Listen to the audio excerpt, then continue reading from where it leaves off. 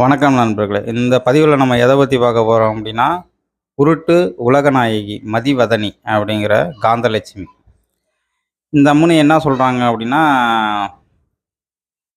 பார்ப்பவன் வந்து அழுக்கு போடாமல் வேலை பார்க்குறான், மற்றவங்கலாம் அழுக்கு போடுறாங்க, தொட்டி தொம்பம் பள்ளம் இன்னும் நிறையா வேலை பார்க்குறவங்க எல்லாமே அழுக்காக இருக்காங்க, இவன் வந்து அழுக்கு போடாமல்.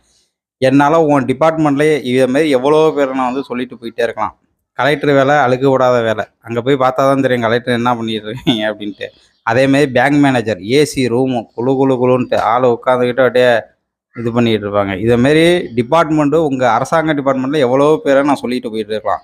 பார்ப்பனுக்கு வந்து நாம் போடுறது காசு, ஆனால் நீங்கள் மக்களோட வரி பணத்தை டிபார்ட்மெண்ட்டாக பிரித்து கொள்ளையடிச்சிட்டு போயிட்டு இருக்கீங்க.